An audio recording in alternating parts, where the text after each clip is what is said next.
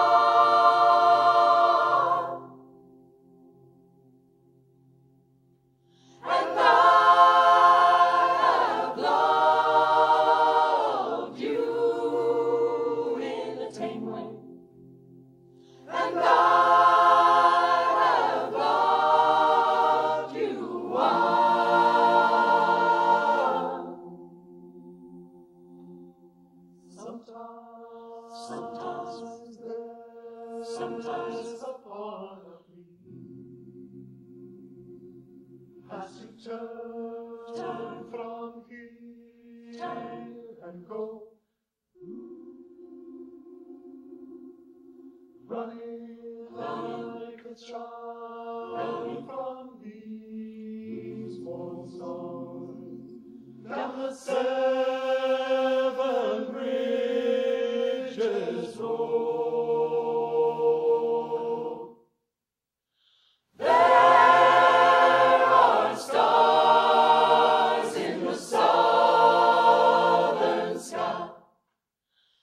If ever you decide you should go,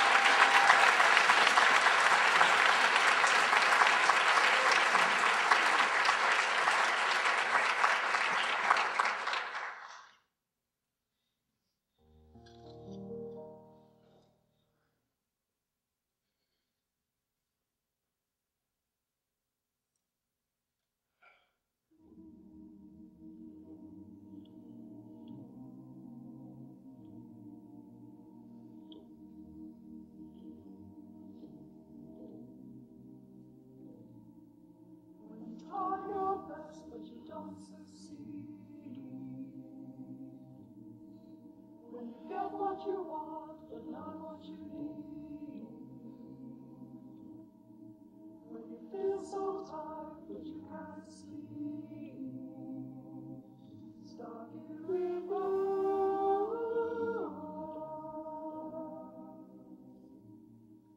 And the tears come streaming down your face.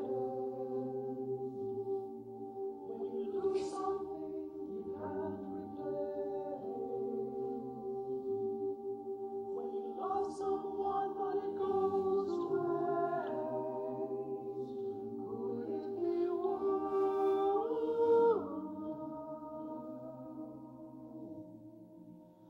Eyes will guide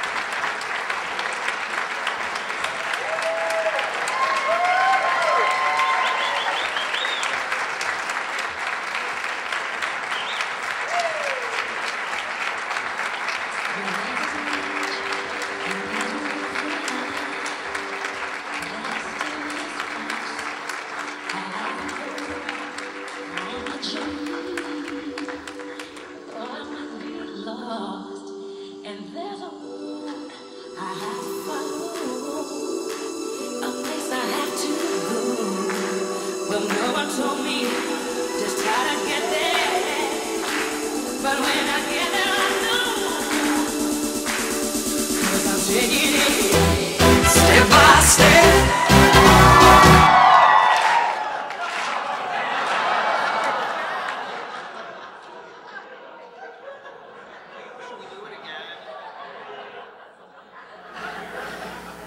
Well, there's a bridge and there's a river that I still must cross as I'm going on my journey.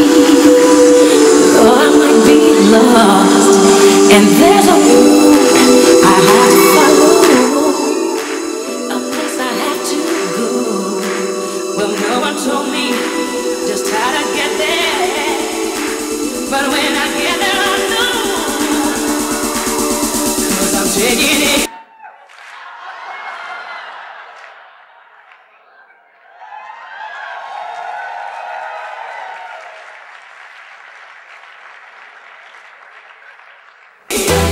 Step by step, bit by bit, stone by stone. Do you know how long we practiced that? We were so excited. Welcome to the 20th Annual Pride Awards.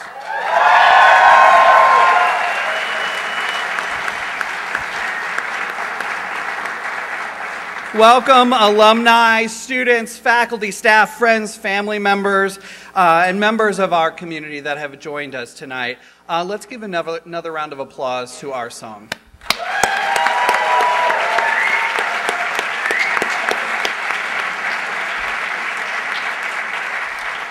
My name is Michael Shutt, and I'm the Assistant Dean for Campus Life and the Director of the Office of Lesbian, Gay, Bisexual, and Transgender Life. Hello everyone, my name is Danielle Steele and I'm the Assistant Director for the Office of LGBT Life. So this event is 20 years in the making and a year and a half in planning. Since the summer of 2010, we've been thinking about how we could celebrate the milestone in a way that really honors and celebrates our past, engages us in our present, and inspires us to imagine the unimaginable future.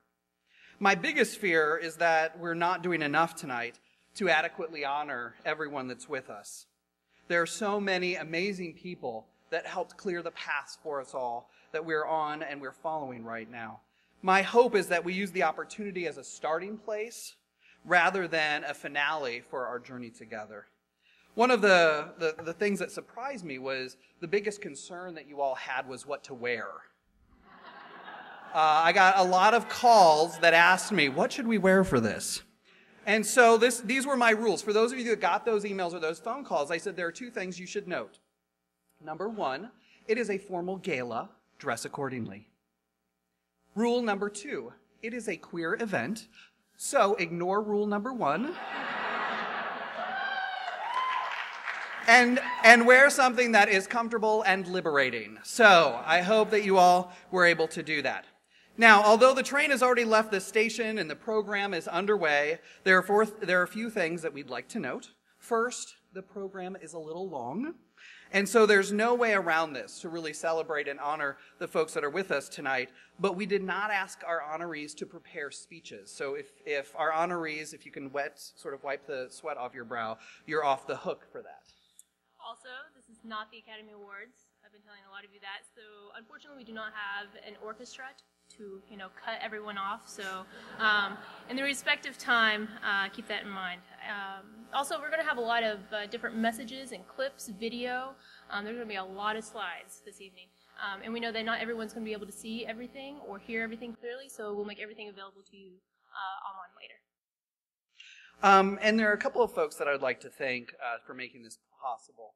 The Division of Campus Life, the Office of Community and Diversity, the Emory Alumni Association, Emory Gala, and I have to do a special shout out to our LGBT alumni group because they pulled off a fundraiser dinner, homecoming dinner in September that really made us, or gave us the opportunity to have such a wonderful celebration tonight. So thank you to Gala very much.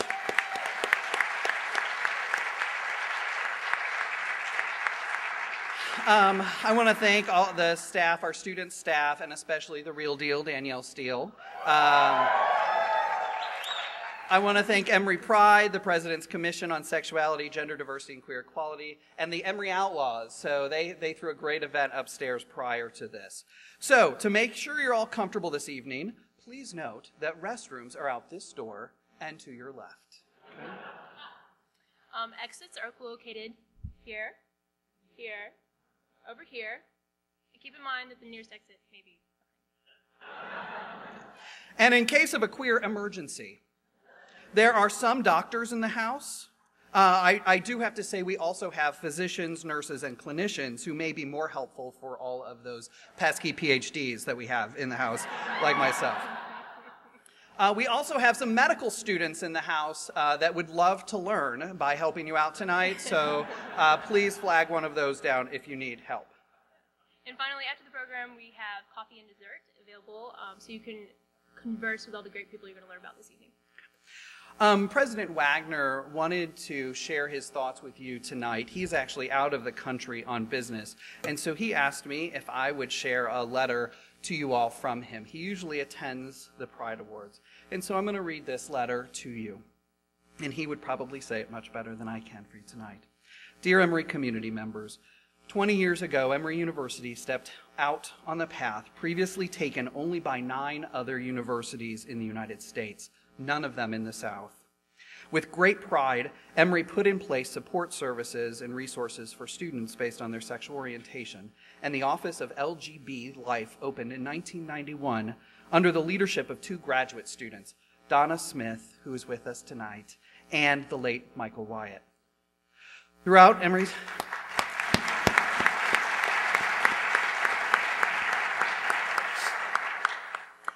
Emory's history, the vision that has guided this university has not always been clear or its paths perfectly mapped. Quite the contrary at times, it was, if we're to be truthful.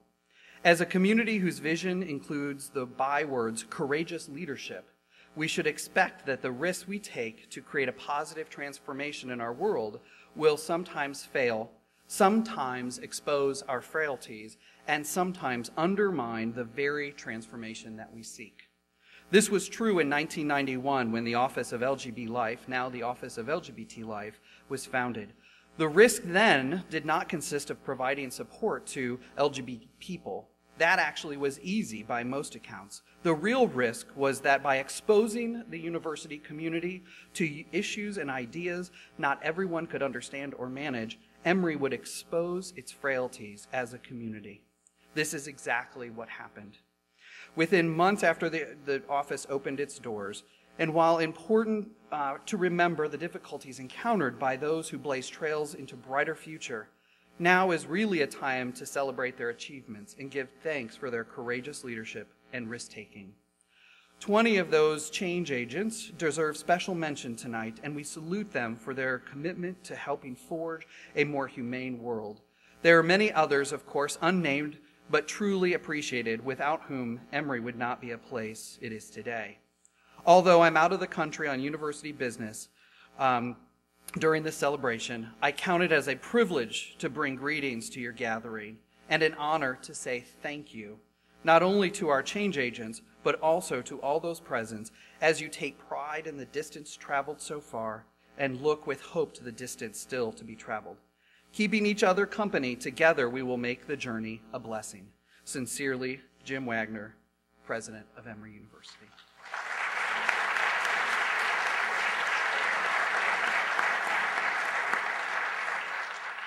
There are also other leaders who wanted to share their well wishes and happy birthdays with us tonight, and you'll hear from them throughout the evening, and here's the first one.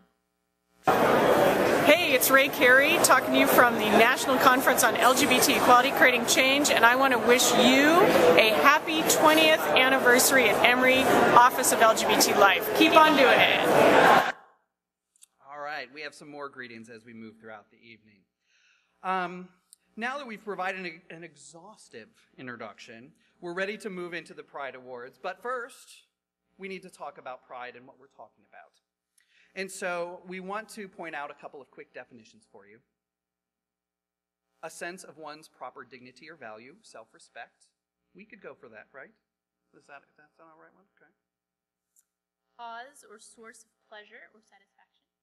Okay. Even better. Okay. Okay. The best of a group or class. Okay. That works for us. The most successful or thriving condition. And then my personal favorite, a flamboyant or impressive group.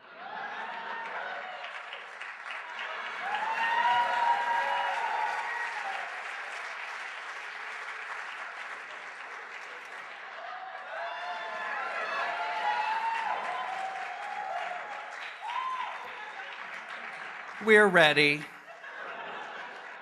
Okay. So we wanted to give some framework for this evening. You know, we're talking about 20 years ago. There's lots of feathers There's a lot up of here. feathers. We want to look back and say what was happening in 1992 when the office was formed. So, first thing, fried green tomatoes and Thelma and Louise, both queer favorites, right? Yeah, absolutely. We're both nominated for Academy Awards. REM won Grammy Awards for its song Losing My Religion album, and Out of Time and Luther Vandross won the song for The Power of Love. AT&T released a video telephone for the low, low price of $1,499. Microsoft announced Windows 3.1.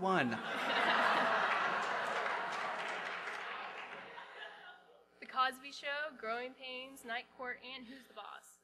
All their final episodes aired, and Johnny Carson retired from hosting The Tonight Show. All right, now the Dow Jones. Are you ready? The Dow Jones average dropped by 120 points. It was the 5th largest drop in history, and then it closed at a record high of 3,100. So, the world of politics. Gorbachev resigned as head of resigned as head of USSR Communist Party, and the USSR fell. But that year, he also spoke at Emory's 1992 graduation ceremony. And the U.S. Security Council voted to ban flights and arms sale to Libya, so it took us a little while to continue doing some. Okay. The Americans with Disabilities Act became law.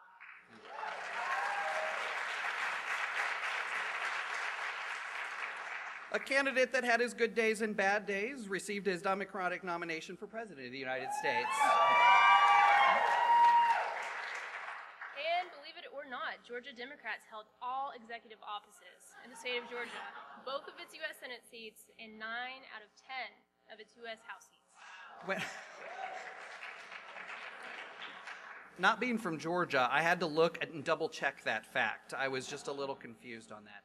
Australia and Canada ended bans on gays and lesbians serving in the military that year. A little slow. The number of people infected with HIV and dying of AIDS continued to increase. Among those that we lost that year were Freddie Mercury, Robert Reed, and thousands of others. Going with that, the Red Ribbon Project was created and established the red ribbon as a visual symbol to demonstrate compassion for people living with AIDS and their caregivers. The 4th annual World AIDS Day was commemorated. But what was happening for our current Emory students? Well, our class of 2012 was celebrating their first birthday.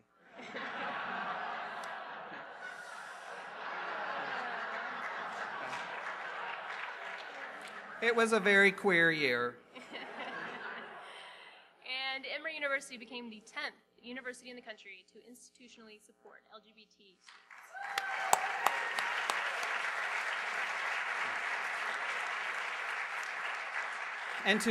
And to provide some perspective on what was happening over the last 20 years, and especially in the last year, we would like to present you the 20 years in review.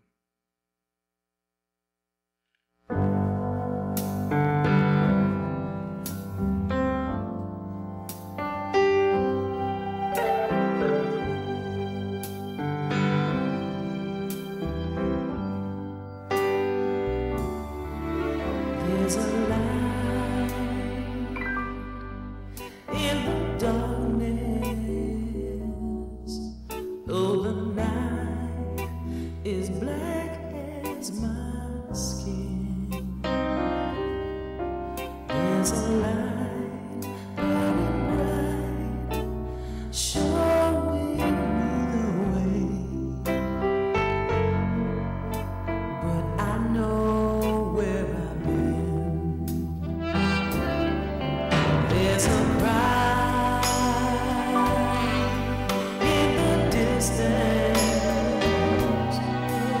It's a voice that comes from deep within.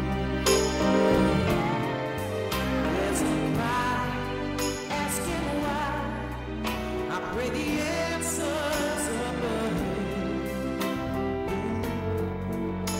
'Cause I know where I've been.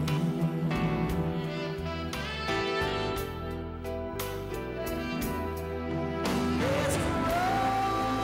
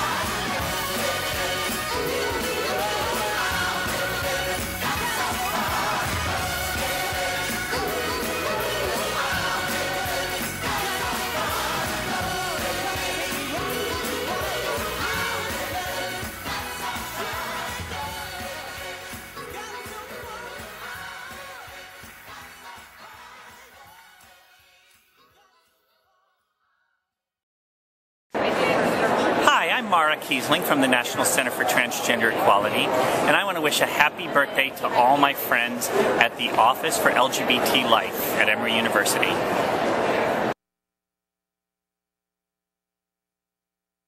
So far, and we've got so far to go. And we have a lost cell phone. If you left your cell phone in the men's restroom, I will march it to the back in just a moment. I forgot to say that earlier. Tonight, one of the things that we want to celebrate is the generosity of everyone in this room.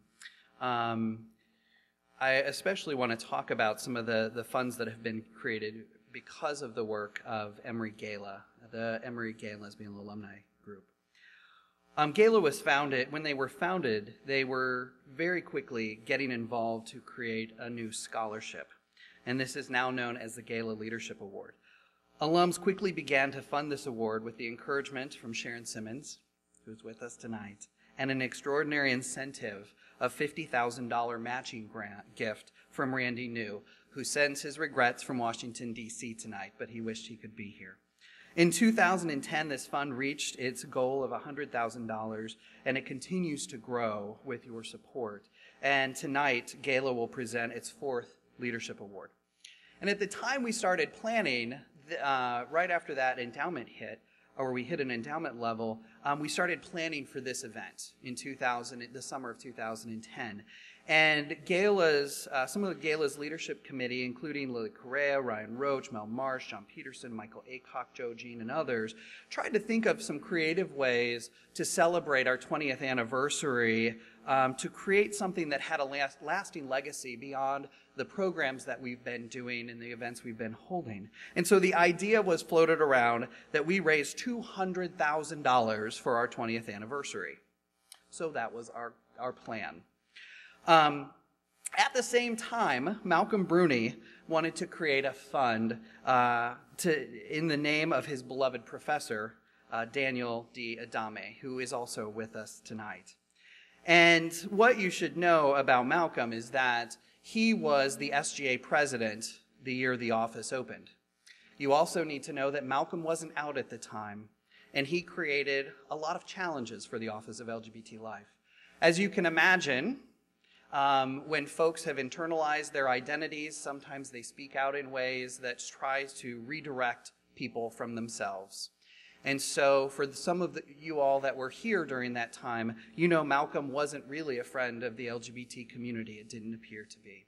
I shared a letter with Donna Smith recently that she and Michael Wyatt had penned to Malcolm, telling him how homophobic he was.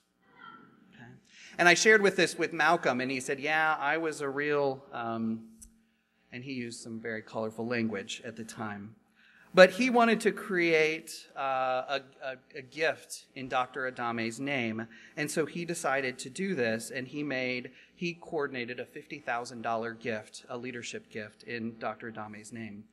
Malcolm couldn't be with us tonight, but he said he wanted me to pass these words on, that Michael Norris and Alfred Hildebrand truly did a courageous and inspiring act. Some of us were not so courageous and/or inspiring, but we do grow in our life. And so he made this gift at this time we were planning the event. In addition, Gala began fundraising for other strategic priorities for us. And then Michael Aycock came to me and started talking to me about another fund that we'll talk about in just a moment. By the end, as we were planning this event and we got to a few weeks ago, we looked at where we were, and did we hit our goal? We actually did. We raised $223,000.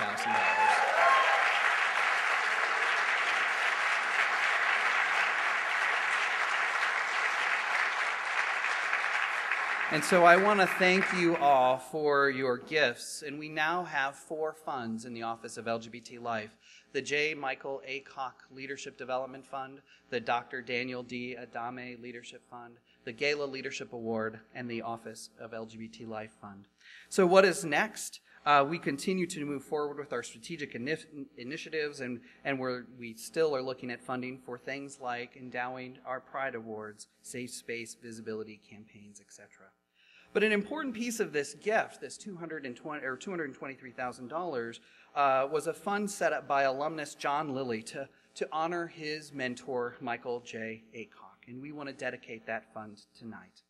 The purpose of this fund is to support leadership opportunity and increase leadership potential for gay, lesbian, bisexual, and transgender undergraduate students. So who are John Lilly and Michael Aycock, and how did this all happen? Well, after graduating in 1974, John Lilly received his MBA from Harvard and is now the president of John Lilly Strategic Insights, LLC.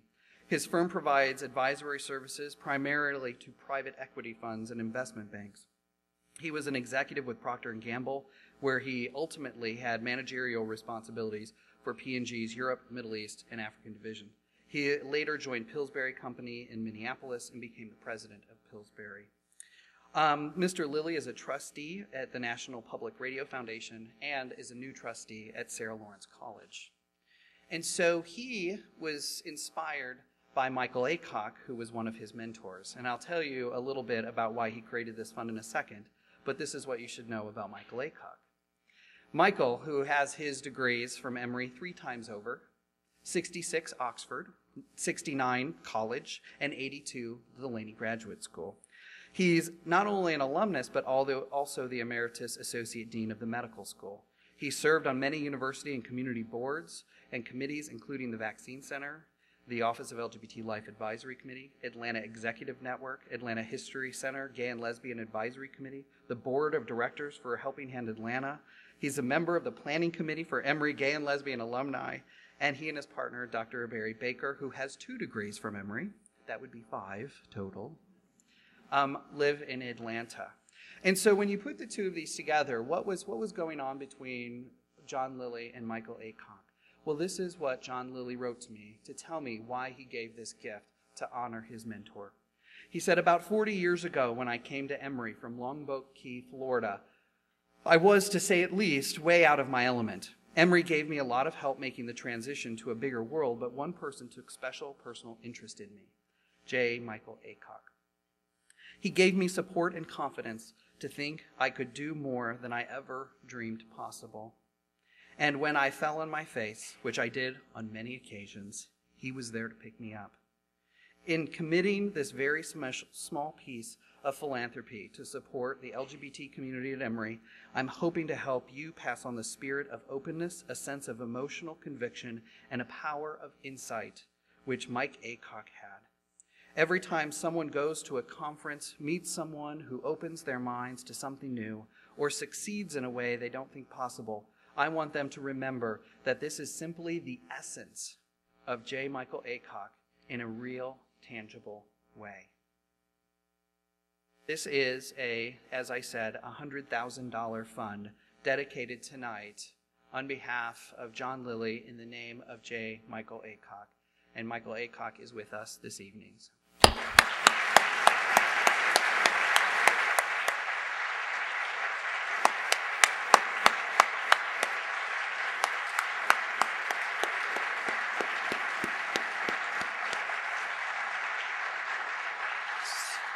So when I talked to Michael about how we would do this dedication, he did what I should have expected. He said, well, you don't need to hear from me and you don't need to hear from you a long time, so I'm sorry that took so long. But because there were funds immediately available with this gift, 5 students applied and received funding to attend the National Conference on LGBT Equality Creating Change in January. And I would like to ask 4 of them to come forward now and talk just for a moment about their experiences so that we can honor this legacy that Michael gave to us. So Shu-En, Josh Paul, Josh, and Paul.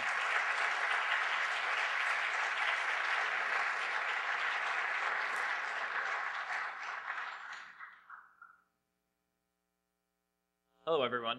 My name is Josh Bergeling. I'm a sophomore in the college and in the business school. I'm the youngest one up here, and they're making me speak first. Rude.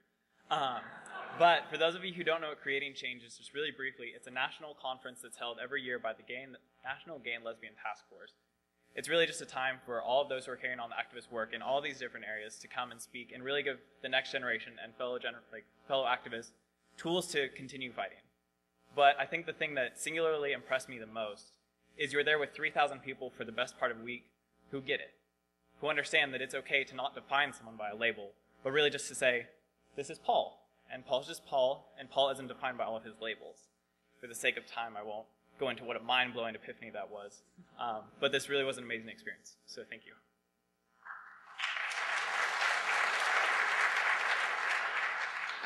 Hi, I'm Shu. Going to Creating Change has been, and I believe will always be, an amazing experience for me because of the people I've met there. I've met people from different walks of life throughout the U.S. and all over the world, and from a student's perspective, it's just like so wonderful to see and learn from other schools about how far Emory has yet to go, but also how far we have come. So that has been really inspiring for me to learn about. And as someone who doesn't come from the U.S. and who likely be leaving after I graduate from Emory, Creating Change has exposed me to struggles and the struggles and challenges faced by countries all over the world when it comes to LGBTQ equity and issues like that, and also to the good and courageous work done by people all over the world. So it's given me the resources to think about how I can carry on the work I do now when I leave Emory.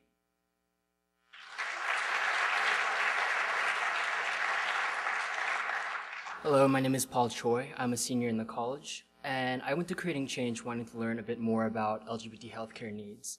And what I learned is that there are countless number of needs that I have never considered. And there were communities within our community that I never considered, such as low-income LGBT families, LGBT foster children, and they're just these diverse set of healthcare needs.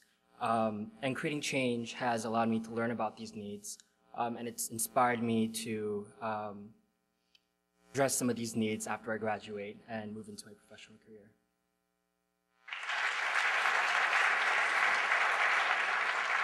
Hi, I'm Just Paul. I think one of the most important things at Creating Change for me was the personal growth from all of us.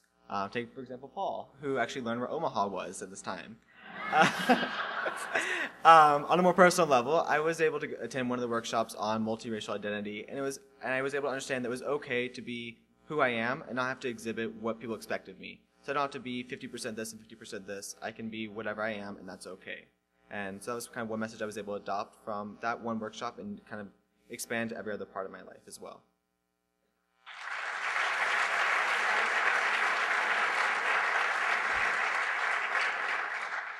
So Creating Change has been such a monumental experience for all of us, and we are so grateful to have had the chance to attend it.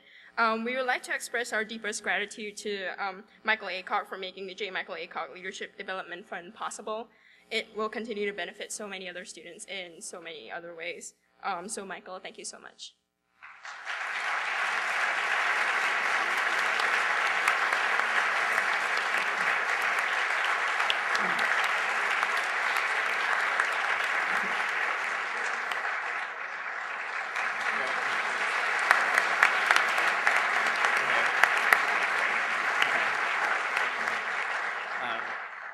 Really thank all of you guys. This was such an amazing experience.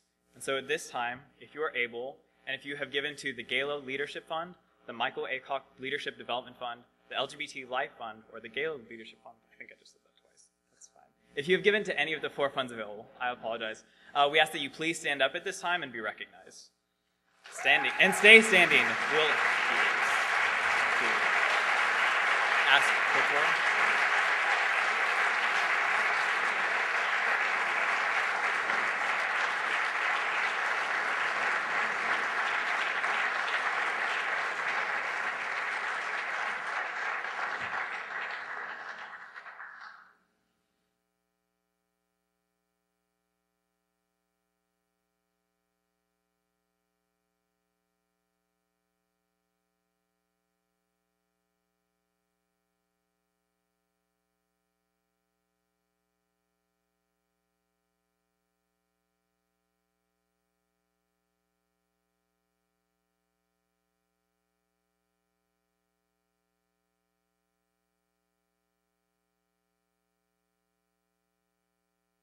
Once again, thank you all for all that you've done.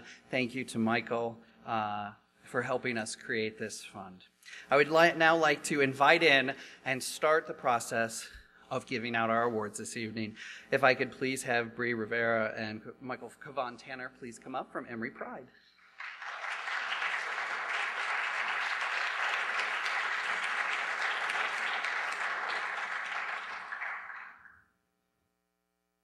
Hi, my name is Bree Rivera, and I'm one of the co-presidents of Emory Pride. Hey everybody, I'm Michael Kavan Tanner, the other co-president.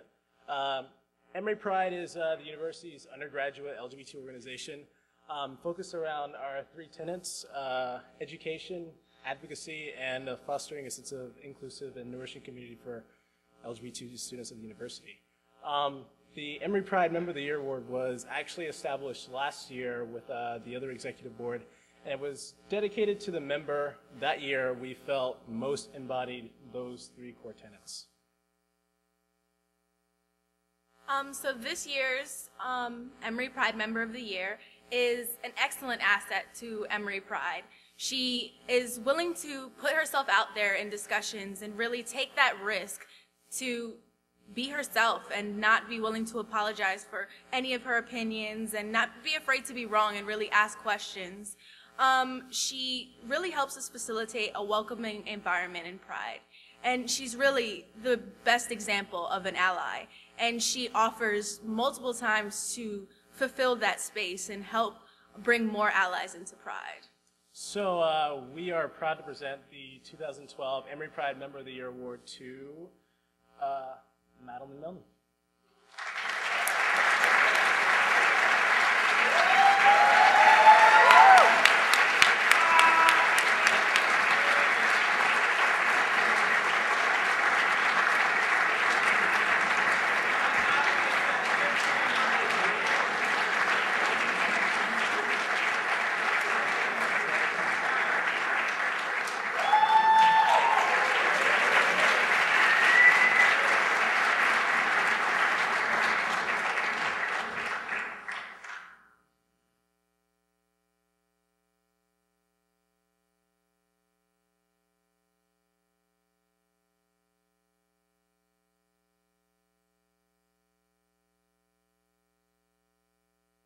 Hello everybody, my name is Lynn Huffer. I'm a professor in the Department of Women's, Gender, and Sexuality Studies. My name is James Steffen. I'm the Film and Media Studies librarian, and I'm also the LGBT subject librarian at the Woodruff Library. And we're both also members of Studies in Sexualities, which sponsors an annual essay award that's given to Best Graduate Student and Best Undergraduate Student essay. It's to recognize the fabulous scholarship that is done here at Emory in the area of sexuality studies. And this year we're actually giving 3 awards. We're giving award for Best Graduate Essay, also an honorable mention on the graduate level, and then an undergraduate award. So let me first tell you about the award for the Best Graduate Essay. It is called Gatoy in Trend, Emergent Genderscapes, National Anxieties, and the Resignification of Male-Bodied Effeminacy in Thailand. This carefully researched and beautifully written essay explores genderscapes, or the terrain of gender and sexuality in modern Thailand.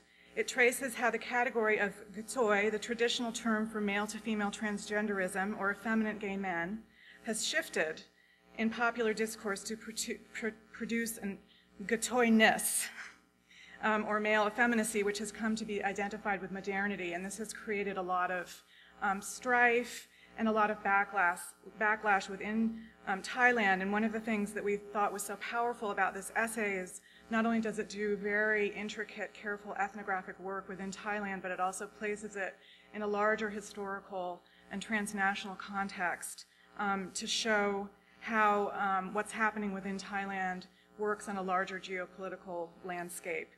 So the author of this fabulous essay is Dredge Byung-Chu Kang, and will you please come to receive your award?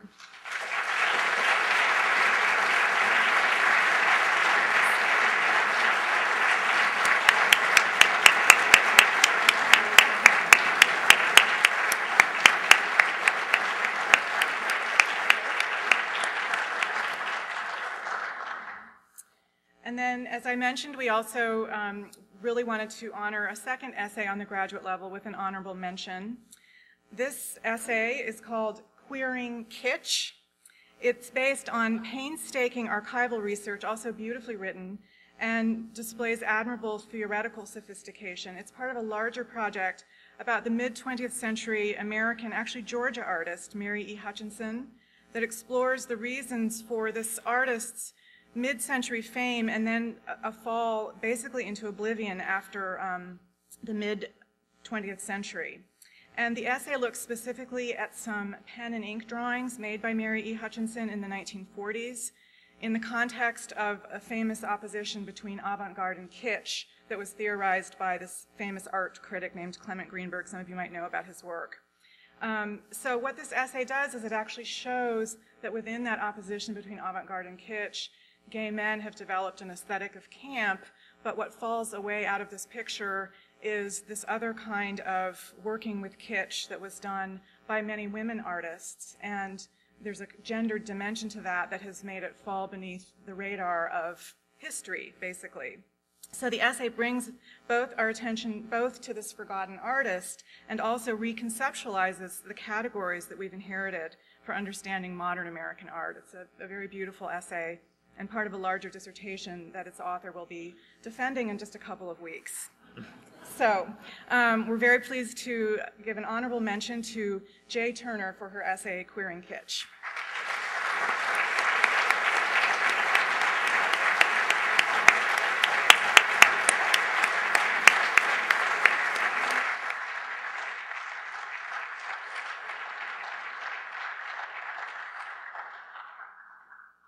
Okay, and the third award is for an undergraduate essay, and this essay is called Working Toward Progress, an analysis of the queer community and the effectiveness of LGBT-related NGOs in Mongolia by Tiken Savong.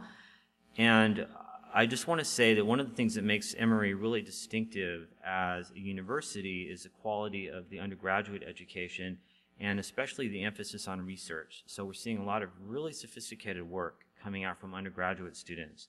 Tiken it's kind of a combination of anthropology and sociology. So he did ethnographic field work in Ulaanbaatar, Mongolia, where he interviewed a number of people to learn about the LGBT culture there. And he also studied several NGOs, local institutions in Ulaanbaatar, which provided both support for HIV prevention and outreach, and also just general LGBT-related issues, and he looked at those in terms of institutional effectiveness. So anyway, I'd like to congratulate him on his undergraduate award.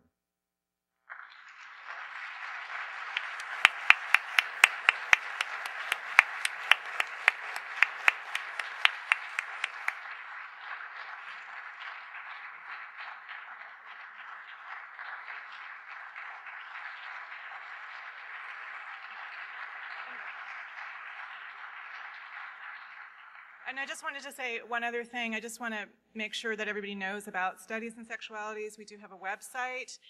It's not a curricular program, but we do list all the courses that are being taught in the area of sexuality studies every semester. There's also a list of faculty, graduate students who are affiliated with the program. And I think it's a fabulous way to bring visibility to the work that's being done in this area. So I encourage you all to check out Studies in Sexualities. Thank you.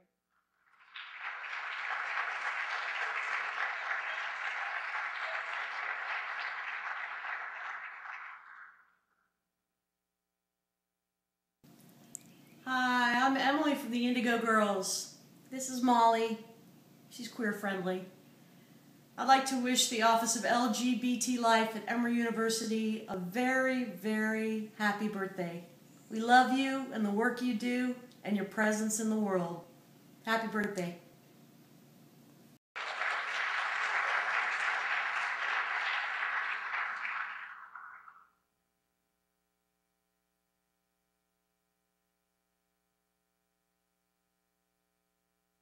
Hello, my name is Doyan An. I'm a sophomore in the college. And we are here to present the Office of LGBT Life's Keeping the Faith Award, which honors an individual, department, or organization that has made meaningful contributions toward the creation of a welcoming and accessible campus environment for queer people of faith at Emory. These These contributions can include, but are not limited to, working toward a greater understanding of faith traditions by the LGBT communities and vice versa, creating welcoming environments that foster the intersectionality of faith and queer identities, and outreaching and staging collaborative events to effectively bridge traditional gaps between the faith and queer communities. As a nominator for tonight's award recipient, I am especially honored to present this award to Reverend Saul Burleson because of the influence he has had on my life. Now, I could shower generic praises on him, but I have more personal reason for nominating Saul. I came to this school not really having much faith, shunning religion, and thinking that religion and queer identity, my queer identity, could never really be fully integrated together. But then I met Saul. I know this sounds a little cheesy, but through his friendliness to the communities, his active involvement, his effective work in bridging the gap between queerness and faith has made me realize that these two things can be united. And I now fully consider myself to be a queer person of faith, and I am very much thankful to Saul for that.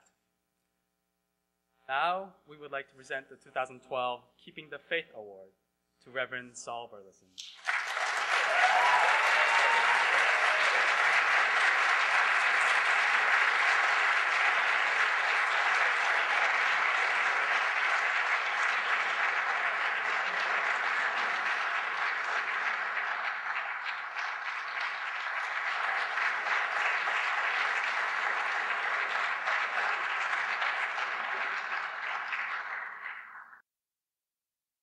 And gender questioning people at Emory.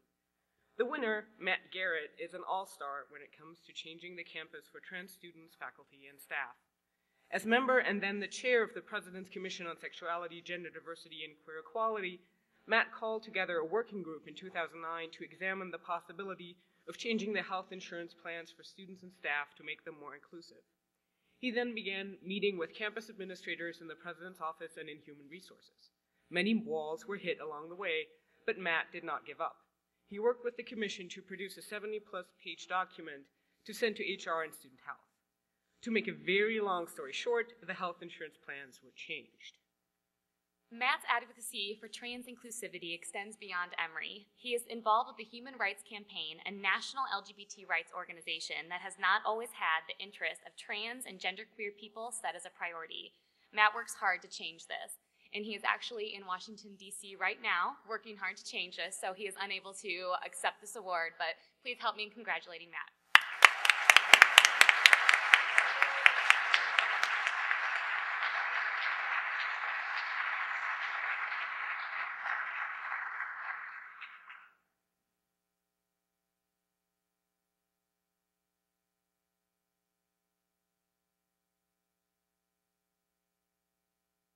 I waited all night to be up here. Oh, Lord. So I hardly noticed Ron because he wasn't wearing a blonde wig and women's clothing. And I hardly recognize you because you were on a cruise with John Boehner getting a tan and bleached hair. Well, I was in the Caribbean, that's true. And speaking of the Caribbean, the outstanding alumna of the award goes to a person who hails from Puerto Rico. In fact, she's the best thing to come out of Puerto Rico since Ricky Martin and a Bacardi daiquiri. We are in the law school after all. So, I've only just met her recently, but from what little I've known of her and interacted with her, I think she's just a fantastic person. She attended Emory and graduated from the college, and she went on to Harvard University where she got her master's. And though she left Atlanta to go to Boston, we know that her heart will always be with Emory and in Atlanta, because after all, it's easier to accessorize blue and gold than crimson. While at Emory, she was on the Barclay Forum, and after she went into private practice in the business world, and last year, I think was her last year at the on the advisory committee for the Office of LGBT Life, and currently she's the Gala co-president. I can continue to read her resume, but I'm going to let Ryan tell you something more personal. Well, and as the other co-chair for Gala, it's been an absolute pleasure to work with Lily, and it's just a different environment now because I'm not one to plan. I'm not one to really get things done ahead of time, but she is. And those of you who work with me know that. That's the reason why Gala's really taken so many strides over the last few months and the last year since we've been together working on this. And it's just been so great to work with you, and I can't imagine a better person to be the one to deliver this message to. Please welcome Lily Correa.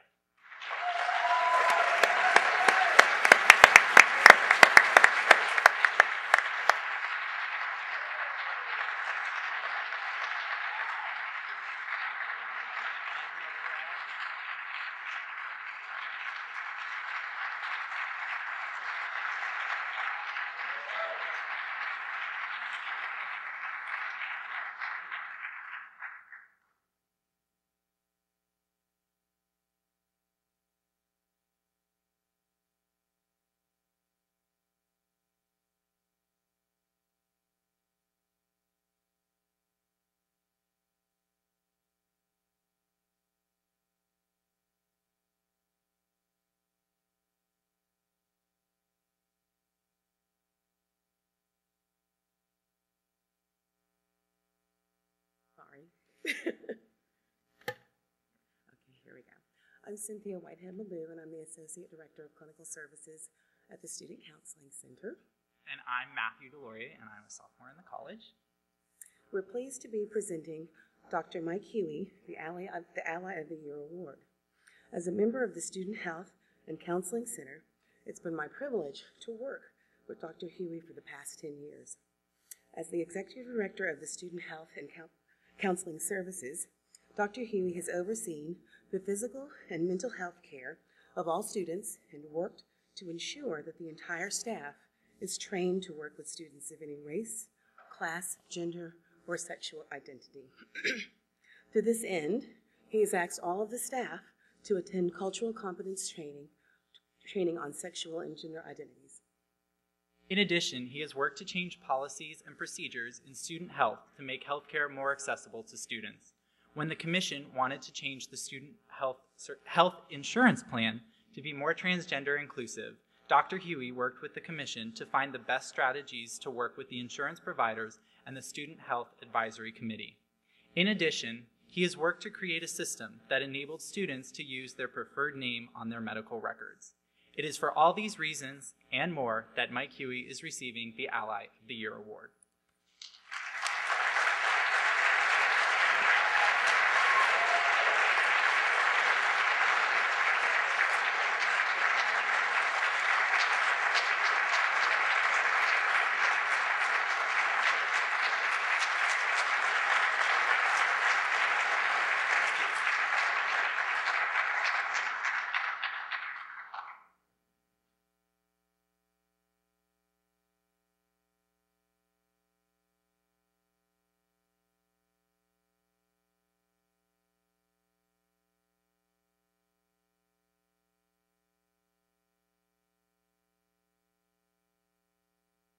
Good evening, everyone.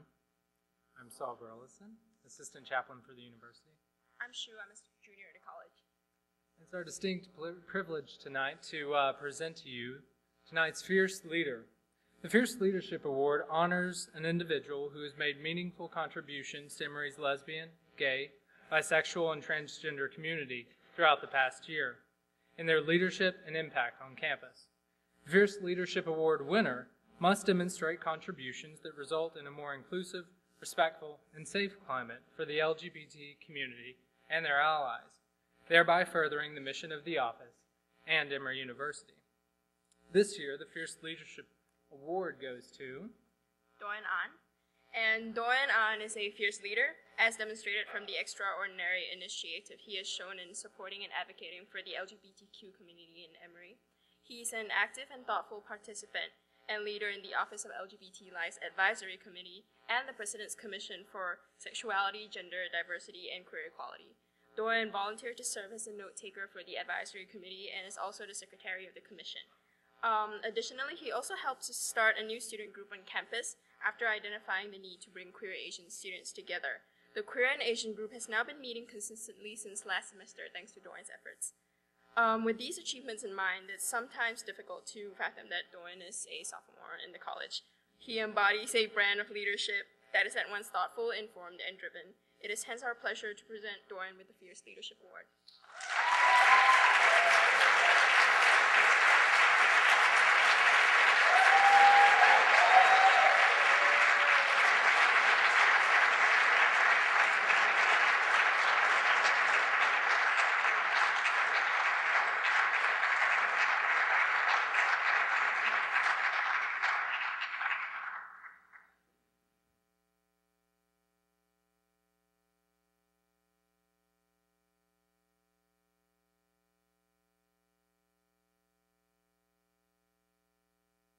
Good evening. I'm Kristen Dunkel. I'm a faculty member in the School of Public Health and co-chair of the President's Commission on Sexuality, Gender Diversity, and Queer Equality. Hi, I'm Priyanka Sinha, Communications Director for the Michael C. Carlos Museum and co-chair of what we fondly call Pixie Duck.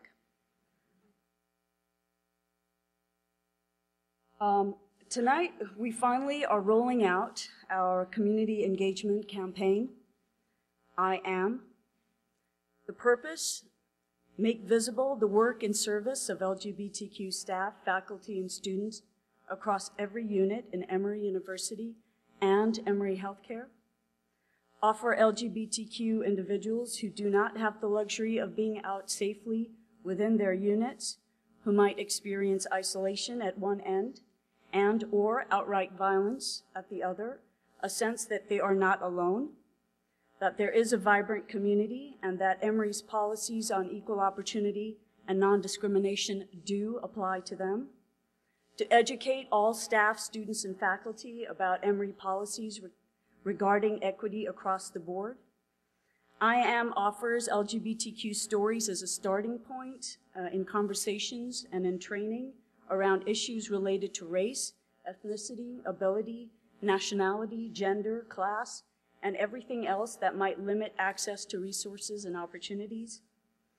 I Am is a way of entering the dialogue from an intersectional perspective, and by that I mean from a perspective that doesn't solely hinge on our identities as LGBTQ, but also recognizes the linked struggles across lines of class, race, religion, ethnicity, and so on and so forth.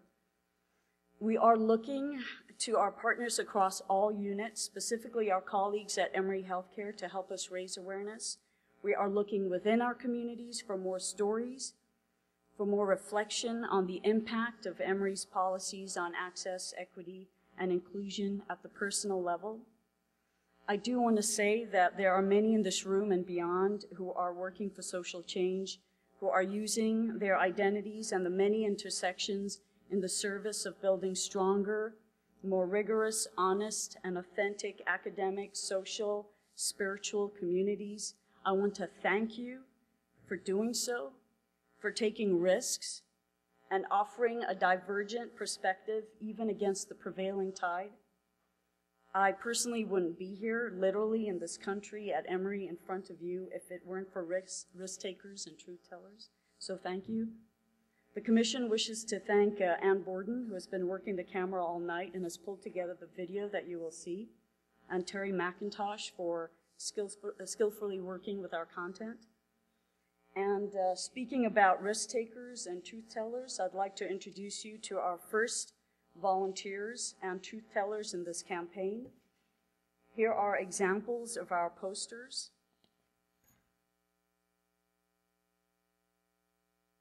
Marcia,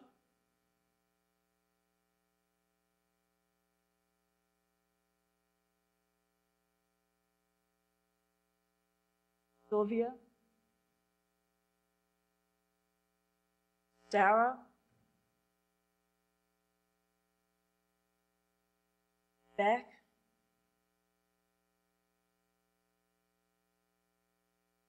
Priyanka,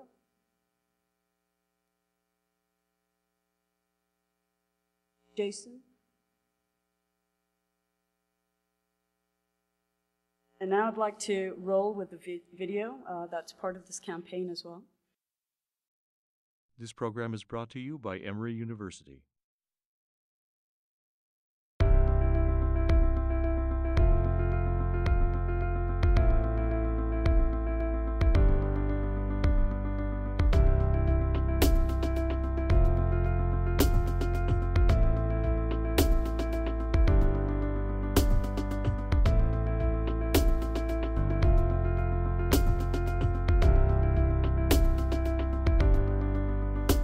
I think I've known that I was gay my entire life because I remember having crushes on women when I was in the first grade and the second grade.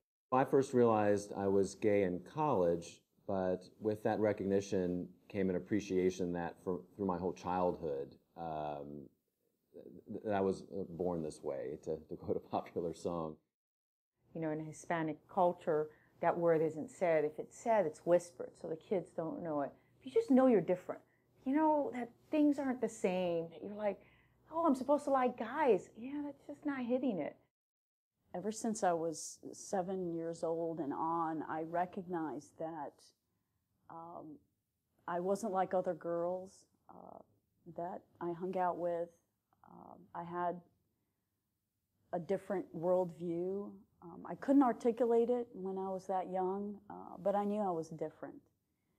And with the sense of being different also came this very difficult isolation, the sense of loneliness, the sense of I'm different, nobody will understand. And I think that is such a integral part of the coming out process, that continuous feeling of not being a part of feeling isolated, of being profoundly lonely, and then making that leap, being connected. Whether we're talking about gay or lesbian identity or transgender identity or any other number of identities in the world, you know, living your truth repeatedly day in and day out and allowing others to be present with theirs is hard work. We come out every day in different forms. We come out to our doctors, we come out to our friends, we come out to our families, we come out to work, and every time we have to reaffirm coming out, and is it the right choice for us? It takes a lot of courage and a lot of, you take a lot of risk, but sometimes the risk is worth it. Finding that community and being able to be who I am and to express who I am was such a relief. It was very difficult, I think, for me to come out initially when I was in school. But in living my life as an openly gay person, as a lesbian, I've found that if I'm just me, people actually accept me. And I feel the same way about this campaign. I think that I heard a woman say once that she didn't know anyone that was gay. And I walked up to her and said, but you know me. I think it would be naive to feel like everybody's comfortable with the topic of homosexuality or homosexual patients. The other aspect of that is we all have our buttons that trigger strong emotions. And part of our role as professionals is to understand that part of ourselves and to do a lot of self-reflection to be aware of those parts of ourselves and how we respond to our patients. In our community, as we work to provide health care, to seek knowledge, to educate students, everyone comes to the table with their perspectives and their experiences, and that helps us understand the world, informs how we see the world, and how we speak to and see one another. And the more we're able to have everyone feel able to be present at the table with all of themselves as much as possible, and as much as we can have a range of people with different parts of themselves all present, and give people permission to express them and agree or disagree about them in an open and respectful context, then the stronger our inquiry and teaching and healthcare and friendships and community are going to be. I was really struck by a Bosnian theologian that said, it may not be too much to claim that the future of our world depends on how we deal with identity and difference.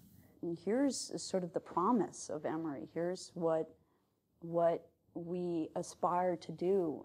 And if we can do it together, and if we can create a story together, if we can, build a narrative together, LGBTQ people, people from different cultures and races and different genders, different sort of religious beliefs, have an opportunity to build something together. And what a profoundly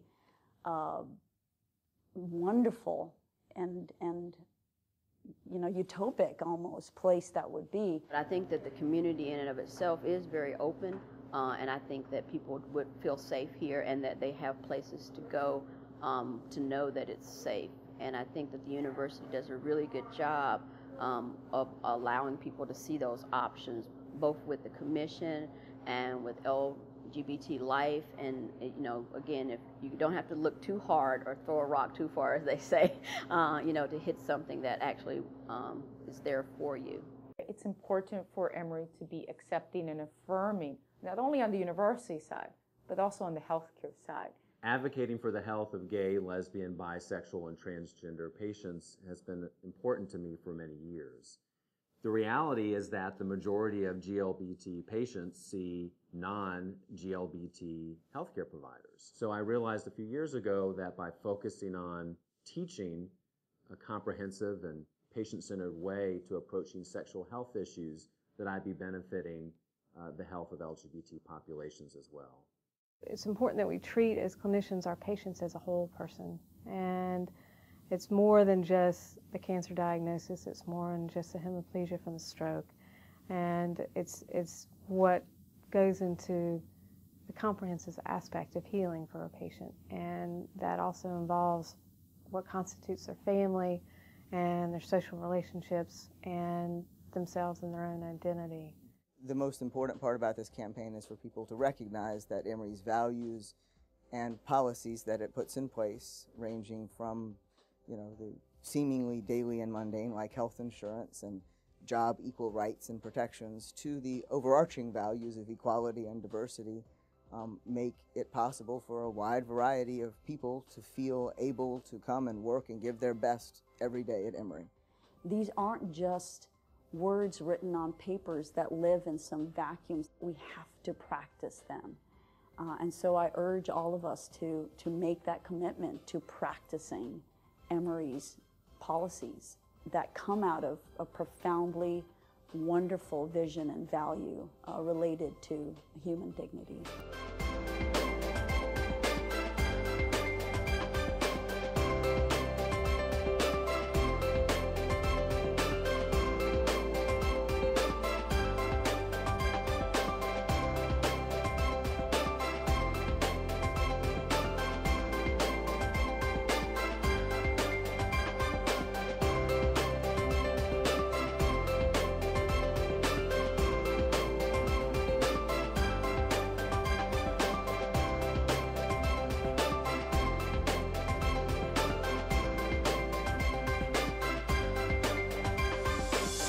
The preceding program is copyrighted by Emory University.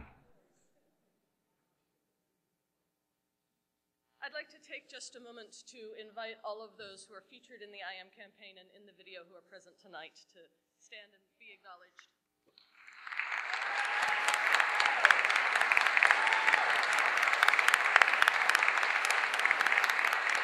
And I'm going to shove my co-chair over into the center and just take a moment to say that Priyanka, like everybody else on the President's Commission, took in a bunch of data from a community needs assessment that we did that we hoped was going to give us an opportunity to hear from the LGBTQ members of the community about what they needed and wanted from the Commission. And what happened was that in a lot of the free-form responses, we got some of the most vitriolically homophobic comments that one can imagine seeing. And rather than become dispirited by this, Priyanka really took the bull by the horns and said, it's time for some constructive community engagement.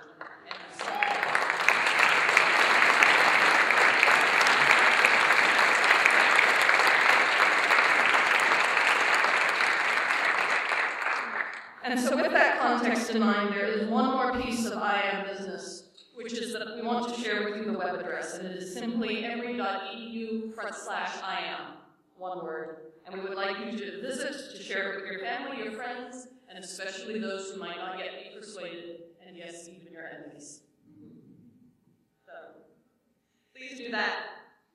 And it is now my very distinct pleasure and honor as co-chair of the commission to present the Chestnut Award this evening. The Chestnut Award, as many of you know, is named for Dr. Sarah Lynn Chestnut, who is here this evening. She was the founding director of Emory's Office of LGBT Life, Emory's Lesbian, Gay, Bisexual, and Transgender Life.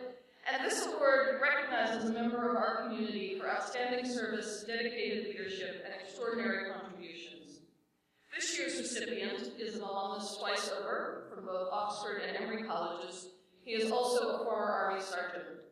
He knew that he was gay when he enlisted in the Army in 1998, and when he admitted it and came out proudly 6 years later, the Army drove him out, and he became one of the first soldiers to be discharged from the military under the now defunct Don't Ask, Don't Tell policy. And it is largely in thanks to him, or at least partially so, that we can speak about it as the defunct Don't Ask, Don't Tell policy. After his discharge, our honoree worked hard to have the policy repealed. He became the national president of American Veterans for Equal Rights and traveled the nation speaking about the impact of the ADT, including a session right here at the Emory School of Law. As we all know, that hard work of our honoree and many others paid off last year, and our award winner was invited by the White House to be president when President Obama signed the repeal. However, his work on behalf of the LGBT community goes far beyond the ADT. In 2002, he joined a group of faculty and staff from schools in the University of Georgia system to secure domestic partner benefits for employees, work for which he received the 2003 Non-Graduate Human Relations Award. Our winner is a strong leader and organizer, a powerful role model for all of us in the Emory community. It is my pleasure and honor to say thank you again for your service to our country and to our community. To Mr. Danny Ingram.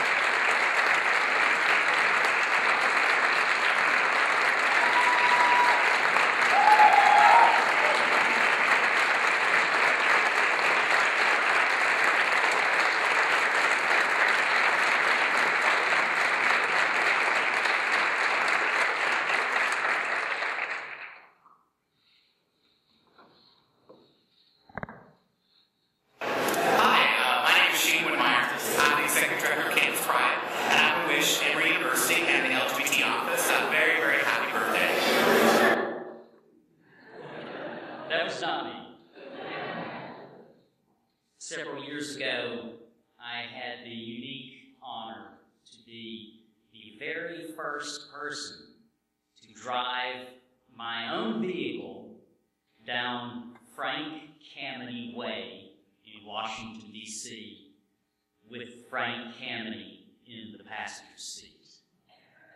And even that honor is dwarfed by this award from my own alma mater, named for one of my personal heroes. This past week, a U.S. Marine Corps sergeant gave a great big kiss to his same-sex partner when he returned from Afghanistan. And the United States Marine Corps responded with, "This is a typical homecoming photo."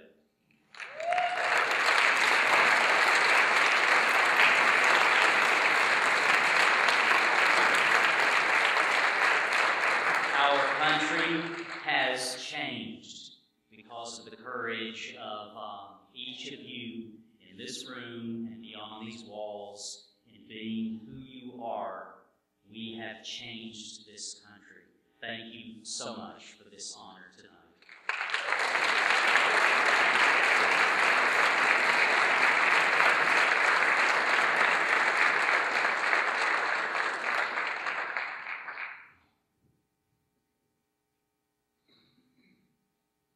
Good evening. My name is Sharon Simmons. I'm past co-chair of GALA. I serve as the chair of the GALA Scholarship Selection Committee. and is the chair of the Leadership and Nominations Committee of the Emory Alumni Board. I am here tonight to recognize the winner of this year's Gala Leadership Award, a scholarship created to reward and foster existing and emerging leaders who work on behalf of the LGBTQ community at Emory University. This year's recipient of the Gala Leadership Award embodies key attributes of a student leader of the LGBTQ community: activism and academic success. While attending a conservative suburban high school in metro Atlanta, he started the school's first Gay-Straight Alliance, using the organization to promote safe sex, to create the supportive spaces for LGBTQ students to congregate. He even recruited his own successor to make sure the GSA continued to flourish. Upon arriving at Emory, this year's recipient immediately sought out ways to be involved. During his first semester on campus, he joined the Office of LGBT Life Advisory Committee and was asked to serve as the LGBT liaison of the Student Government Association, which adopted a gender-neutral housing policy during his tenure. To further expand his reach and impact, this year's recipient applied to and was accepted for service on the President's Commission on Sexuality, Gender Diversity, and Career Equality in the spring of 2011. He was soon asked to join the Executive Board as Secretary. He continued his activism on behalf of marginalized communities by organizing with a group of other students, the Queer Nation Student Group, to provide a confidential space for Queer Nation students to discuss issues related to their identities. In addition to his activism and leadership within and on behalf of the LGBTQ community, this year's recipient has also been recognized for his academic excellence. In high school, he was a participant in the Governor's Honors Program and accepted into the National Honor Society. Last fall, he was accepted into the Classics Honor Society here at Emory and maintains a high GPA. Gala is very proud to add this year's recipient of the Leadership Award to his list of past recipients. Ladies and gentlemen, let us congratulate Doyen An.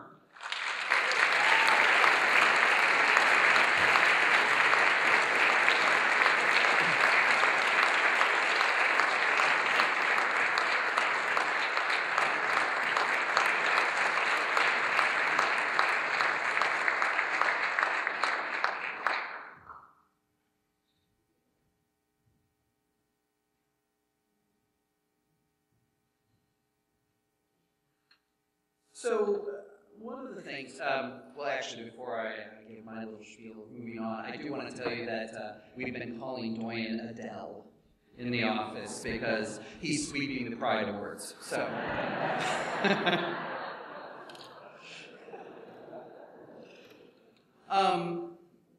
So tonight I want to recognize, do a special recognition to a person who's provided support in leadership to the Office of LGBT Life and students at Emory. On occasion, he's gone so far to putting on a nice frock and a blonde wig to raise money for the leadership opportunities of our students in the Office of LGBT Life. That person is John Ford.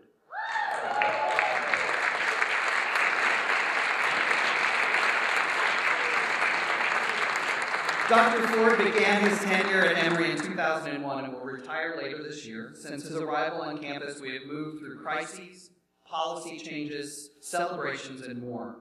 As the co-chair of the Consortium of Higher Education LGBT Resource Professionals, I know that a vice president can block, stall, motivate, or promote the progress at a university.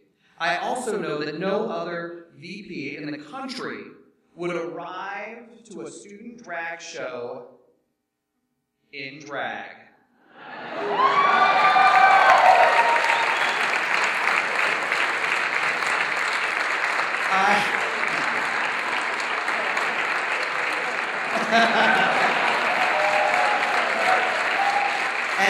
And I hear that Hillary helped pick out the outfit. I do want to say one of the funniest moments of that was when we were in a full campus life staff meeting, and I announced the drag show was coming up, and he said, "I'm still looking for my purse." John, I want to thank you for your leadership, for your support to positively transform Emory University, and we hope that you enjoy your retirement. Thank you so much.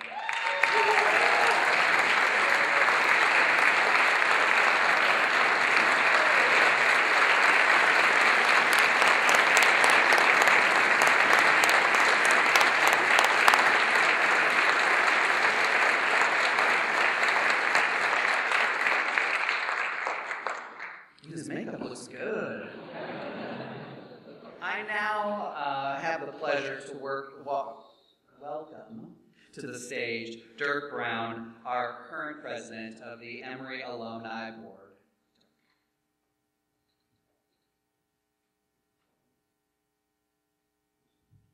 Thank you, Michael. Good evening. My name is Dirk Brown, a 1990 graduate of the Gazette Business School, and I am definitely proud to represent all of Emory's alums worldwide. Particularly proud to represent all of you who are represented here and also the honorees. To be honest, to be personal for a moment, and you should never give me a mic. I want to tell a quick story, and I promise. At my undergraduate university, I remember a young man whose sophomore fraternity pledge pin was taken away for sleeping with other men, or I guess just one in particular. When he asked for the dean of students for help, the word came that he should not pursue it, to just drop it, to go quietly back into the closet. And in the end, it only made him want more. This same young man in graduate school several years later, still scared to reveal himself, but there found others, students, professors, alumni that encouraged him to be himself, to live out loud, and since then I have never been silent.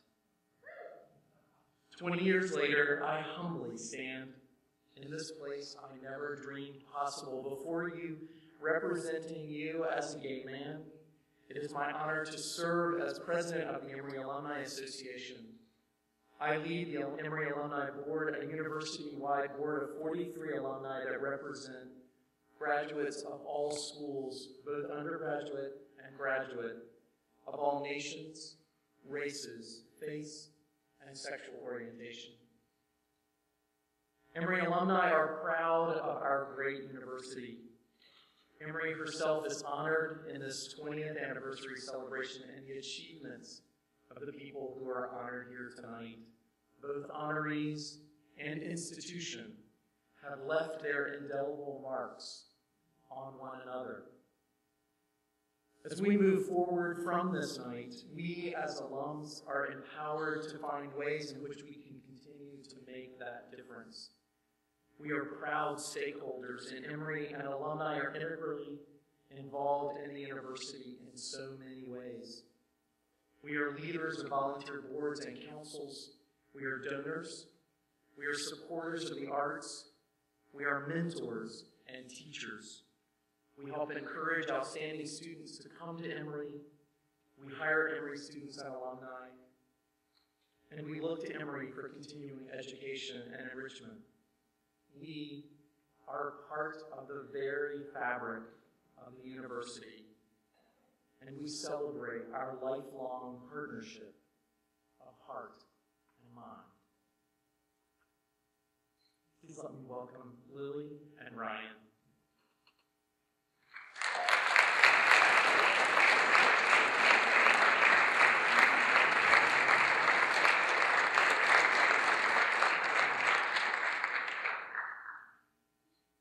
I'm Lily Correa. To my left, Ryan Roach, for co-chairs of gala. We're going to be calling the class of 2012 grads to the stage, and as their names are being called, we want to let them come up and enjoy the day. I also would like to call up at this time Dr. John Ford, who's just up here, who's the Dean of Campus Life, and Dr. Bridget Guernsey-Reardon, who is the Dean of Students at Emory, to help us honor our graduates. It's hard to believe that these graduates were about to call up for 1 year old 20 years ago, so it's kind of appropriate that we're doing this year. There are a couple of these graduates who aren't going to be present, but we're so happy to welcome them to, I guess, what we call our family at Gala. And we want to remind you that on Sunday, April 15th, we'll be having a graduation brunch to honor these students once again. All right. First, I'd like to call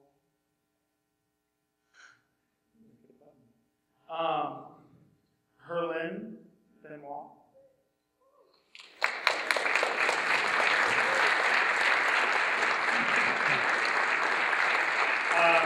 graduated with a degree in linguistics and anthropology. She intends to attend graduate school and pursue a master's degree in social work and master's in public health. She's a member of the President's Commission on the Status of Women, an officer to Emory's Sexual Health Awareness Group, a recipient of the Benjamin Gilman Scholarship, and a participant in the DAB Turner Program in Ethics and Servant Leadership, and Trent and Oppenheimer Jewish Health Leadership Institute. Next, Justbal Batio.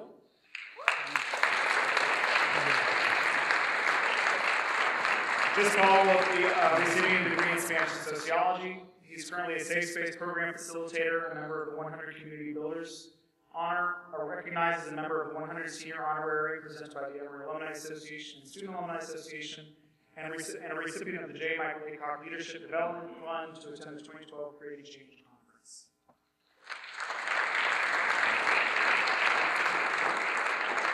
Our next recipient, Kenneth Burke, is not present tonight. He's in San Francisco interviewing with the PhD program because he will be receiving a degree in neuroscience and behavioral biology. He's pursuing a PhD in computational neuroscience. I never even knew that existed. With the intent to go into academic research. He's also a recipient of the Michael Aycock Leadership Development Fund to attend the Creating Change Conference and is a member of Phi Beta Kappa, Neurosci, and the Study for Neuroscience.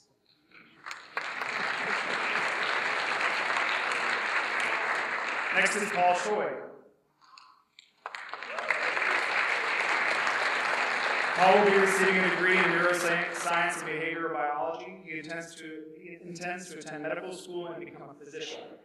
He is also a recipient of the Aycock Leadership Development Fund to attend the Creating Change Conference and was also recognized as a member of the 100 Senior Honorary presented by the Emory Alumni Association.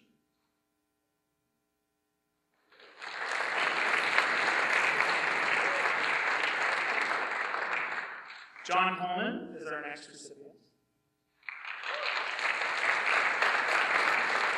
John will be receiving a degree in linguistics and Spanish. He intends to teach English abroad for a year or two, and then attend graduate school. He is attended Campus Pride Leadership Camp, is a former secretary of Emory Pride, awarded Best Humanities Presentation at the Sire Spring Research Symposium, is a member of Phi Sigma Iota and Phi Beta Kappa, and is a member of the 100 Community Builders Honoree. He was also selected as Who's Who among American colleges and universities.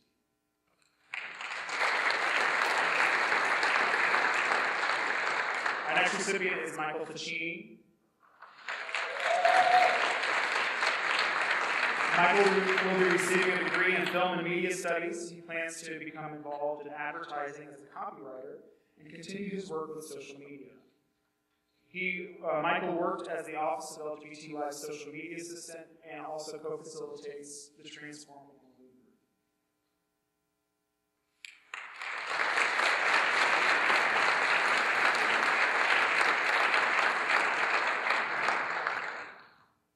Our next recipient, Byung-Chu Dredge-Kang, is a PhD student who will not be in Atlanta for our program next year, so we certainly want to wish him well and give him his degree this year. He will be receiving a degree in anthropology and global epidemiology.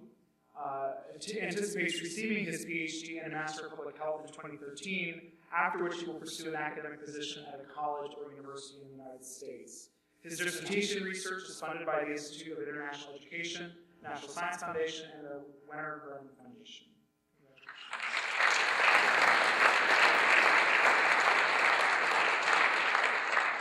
Our next recipient, Jay Kroll.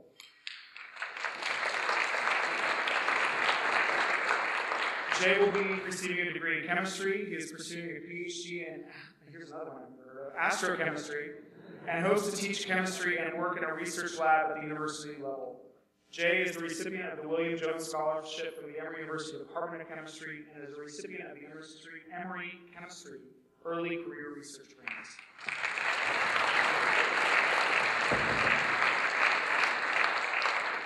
Michael Devon Tanner is next.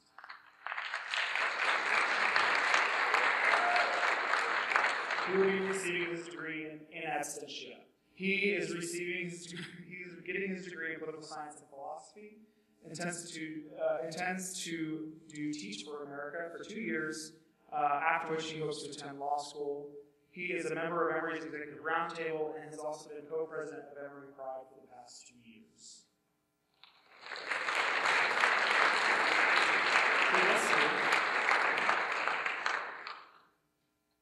Congratulations. Oh, there we go. Pause. Congratulations to our 2012 graduates.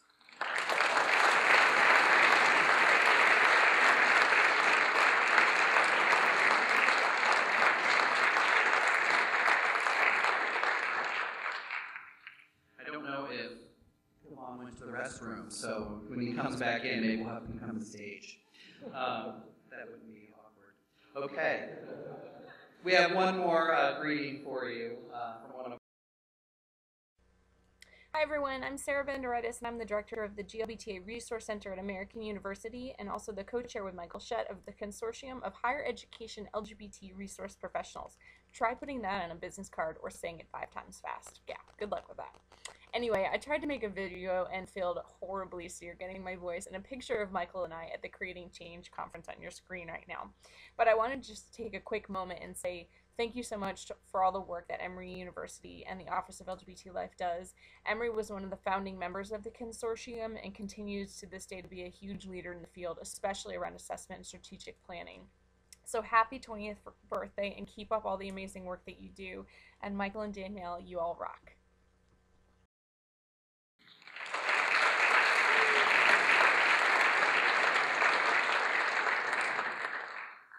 Before we honor our 20 change agents, we want to, again, remember what the environment was like in 1991 when the office opened. I want to show you a clip from a film created to document leadership in higher education. The filmmaker didn't realize he was documenting queer history at Emory at the time. Although we presented this clip at the 20th anniversary homecoming dinner in September, we thought it was important to view in this space again. As we watch this clip from this video, you'll see what the environment was like, what the protest was like in 1992, and you will see some of the familiar faces that are in this room a little younger. We've had almost every year a major social issue. The difficult thing is that each one carries the possibility of profound self-destructiveness. There isn't any assumption that you're going to come through this all right.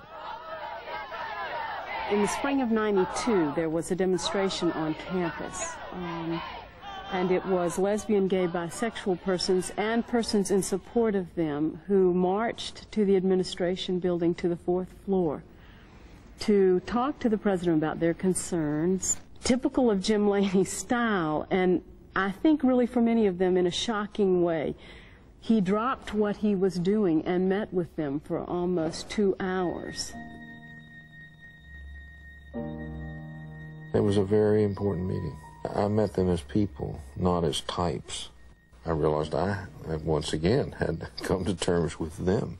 It's like real people, you know, not just ciphers in a sort of distant equation. For right now, this should just be, it's okay to be gay here, basically. Yeah, it's at that point that I thought a committee could embody the dialogue that I had in mind for the university. Just what you expect a president to do, appoint a committee. But this was a representative committee of students and faculty and staff, and of gays, lesbians, and non. And they were to meet together and talk in behalf of the whole. We've talked about some training for for RAs. That's really been recommended. I do think that just the fact that we're here lends some validation to what we're doing, which ought to be made known. Some sort of news article or guest editorial or something. What did happen that very first meeting that was, I think, helpful to us was that we all agreed very clearly that the equal opportunity statement was something we would have to look at right away. That if there are gay people at the university, then they get treatment equally with everybody else without regard to a damn phrase which I despise, isn't it, called sexual orientation. You must understand that someone of my age and background would wish that the homosexual issue weren't even there. I wish it'd go away, but it's not going to.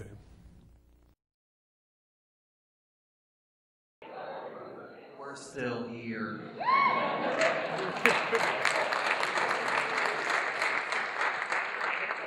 I would like to now bring up Deacon Savon and Jill Camper, who will help us introduce those of our 20 change agents who could be here with us this evening. So Jill and Deacon, please come to the stage.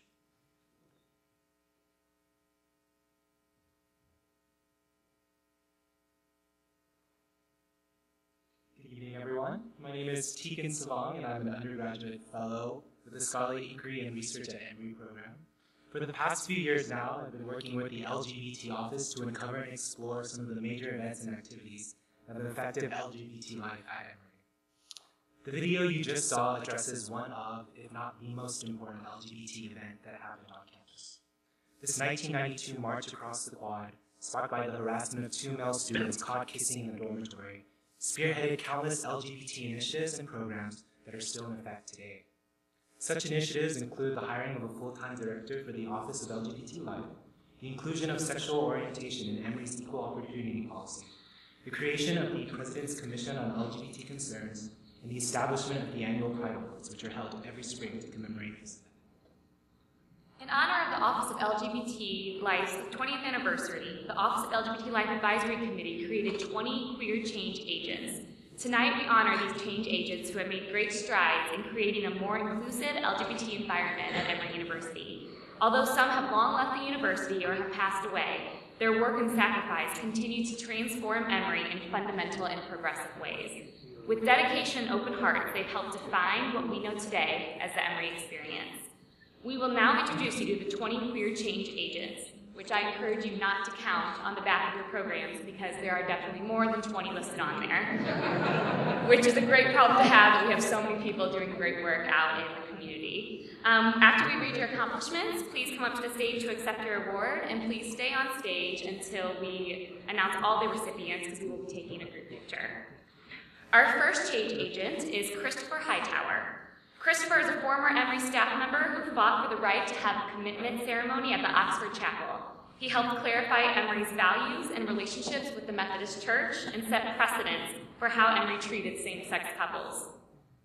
His public battles serve as a catalyst for change in Emory, and please help me welcome Christopher Hightower to the stage.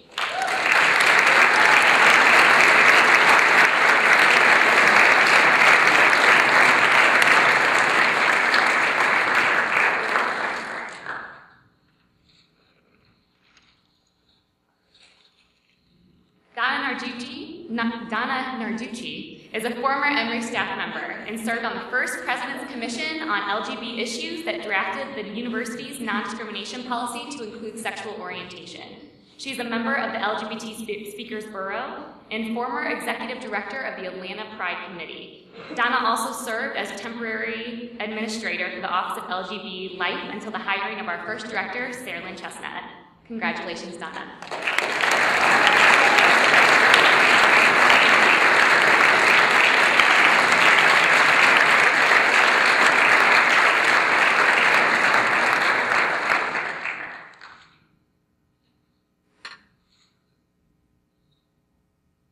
Our next honoree is Jerry Lowry. Jerry came to Emory in the 1970s as a graduate student in the Institute of Liberal Arts. From 1977 to 1978, he was president of the Committee on Gay Education, the first LGBT student organization at Emory, which provided support, education, outreach, and advocacy for students. After retiring from his position as Associate Dean of Campus Life and Director of Athletics at Emory, he's now better known as Jerry Lowry, real estate agent to the stars. Some of his clients, including our very well-known Michael Shedd. Please welcome Jerry Lowry.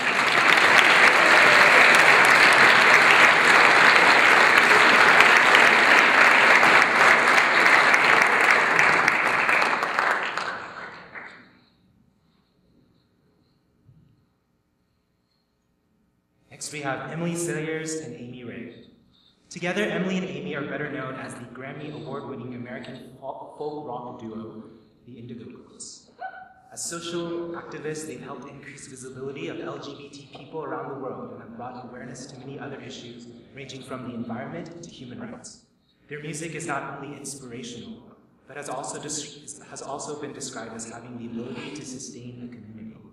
Unfortunately, Emily and Amy were not able to come tonight. However, please help us in honoring their accomplishments.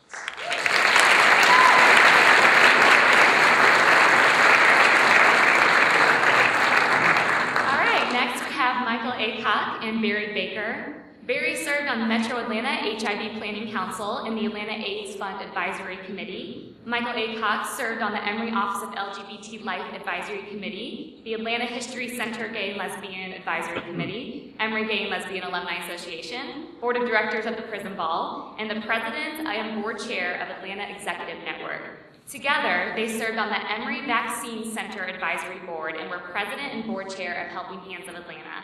They have hosted networking and community building events for students, faculty, staff, and alumni, and organized fundraisers for the Office of LGBT Life. Congratulations, Michael and Barry.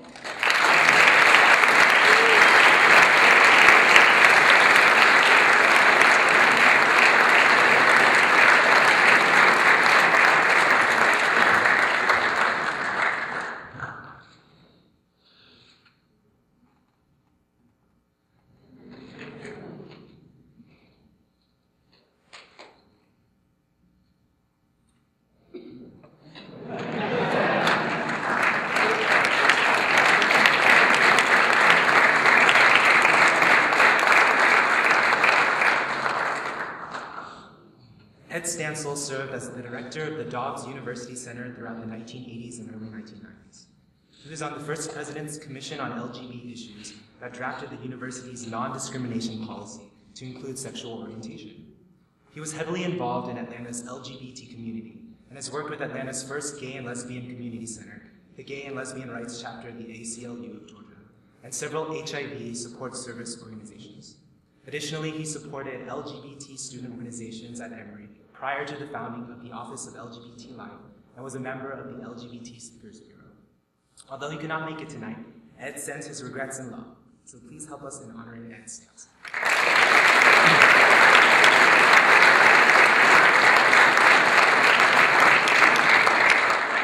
Next, we have Alfred Hildebrand and Michael Norris. Alfred and Michael were students at Emory in the 1990s. The harassment they endured for being caught kissing led to a high-profile protest, the 1992 march across the quad, and a sit-in in the administration building. As one newspaper wrote, it was the kiss heard around the world. Their experience led to a Blue Ribbon Committee to study the campus climate regarding sexual orientation.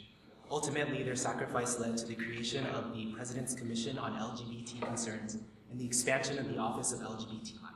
Please help welcome Michael Norris, who will be accepting the award.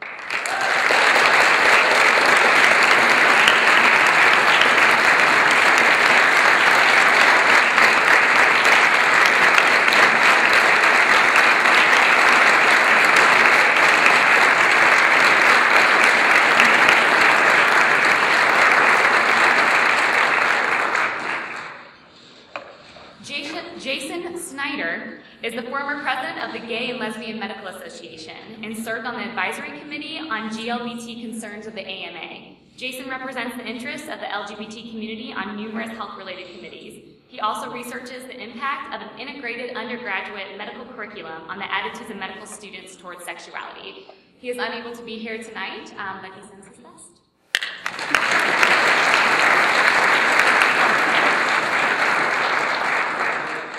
Sydney Patton was hired as the first lesbian gay studies professor at Emory. She advised numerous graduate students who went on to graduate and continue their work in lesbian, gay, queer studies, African American studies, and media studies.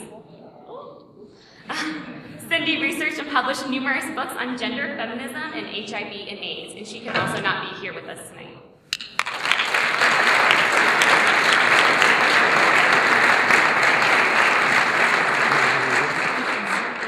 Bill Fox was the first dean of campus life at Emory University. His efforts were vital in helping establish the Office of LGBT Life in 1991.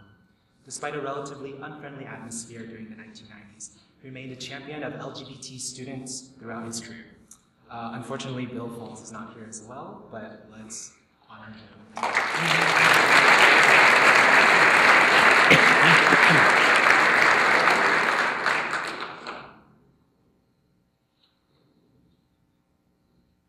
We have Donna Smith and Michael Wyatt. As graduate students in 1991, Donna Smith and Michael Wyatt co-founded and served as coordinators of the Office of LGBT. As coordinators, they provided direct support to students, met with administrators, and worked tirelessly to change university policies. They played critical roles when the community protested against bias toward Michael Hildebrand and Alfred Hildebrand and Michael Morris. Together, they pushed for the hiring of the first director of the Office of LGBT Life, Sarah Chestnut. Unfortunately, Michael passed away in 2009, but Donna is here to accept the award, so please help us honor Donna.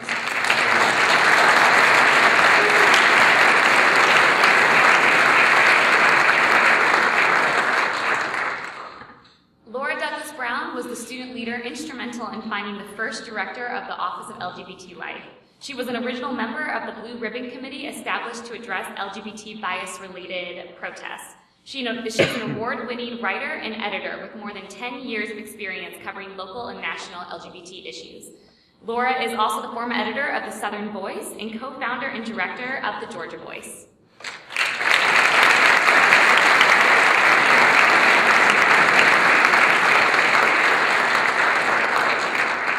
Susan Henry Crow currently serves as the Dean of the Chapel in Religious Life. She was the first recipient of the Office of LGBT Life's Keeping the Faith Award, and played a critical role in negotiating a policy allowing same-sex couples to be married in chapels on campus. Susan continues to provide ongoing supportive relationships and connections between the religious and queer communities at Emory.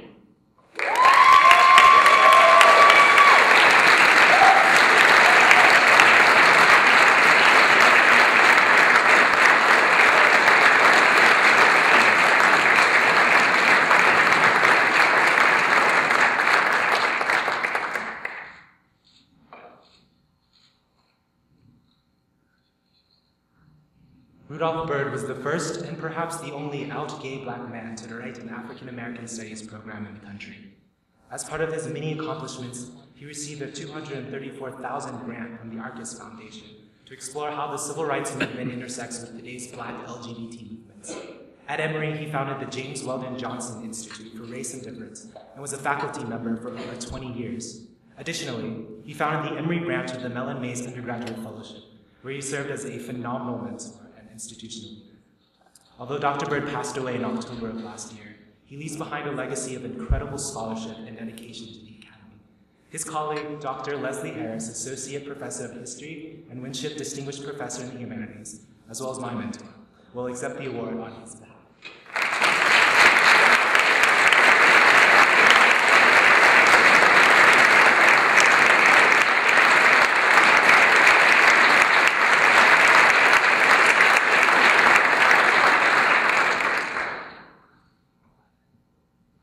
Next we have Sarah Ruslan. Sarah was a student activist who was instrumental in forming the Office of LGBT Life. She was an original member of the Blue Ribbon Committee established to address the LGBT bias-related protests, as well as a member of the first President's Commission on LGBT concerns. Currently, she is the co-owner of Karis Books, the South's oldest and largest feminist bookstore. Please welcome Sarah.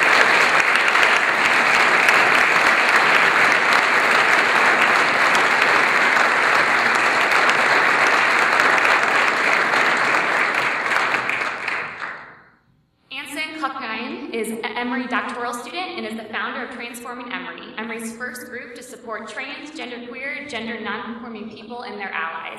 He is a member of the LGBT Life Advisory Committee, serves as a safe space facilitator, and is an advocate for trans-inclusive policies and procedures, including the Student Health Insurance Plan.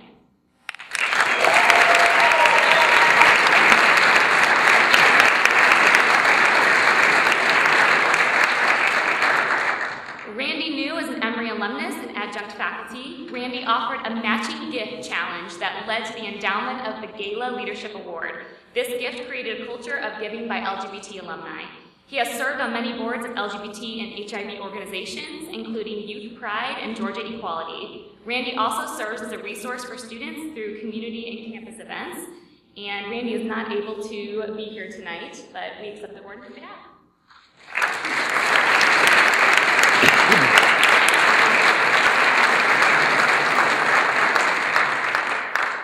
Dr. Daniel Adame was a pioneer in discussing LGBT-related issues in health coursework at Emory. He often led open dialogues about safer sex practices, as well as HIV and AIDS. Because of his dynamic role as a queer-positive researcher, teacher, and mentor, he became the namesake of a leadership fund offered by the Office of LGBT Life which was created by Emory alum Michael Bruni just last year. Congratulations.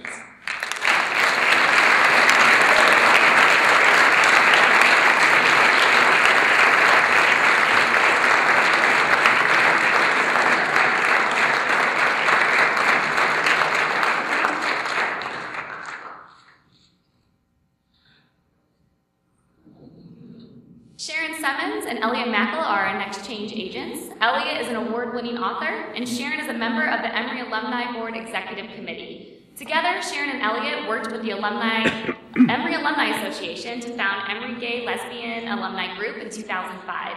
They helped to raise funds for scholarship and leadership awards, brought visibility to Emory's leadership about LGBT issues, and encouraged the engagement of Emory's LGBT alumni and their allies.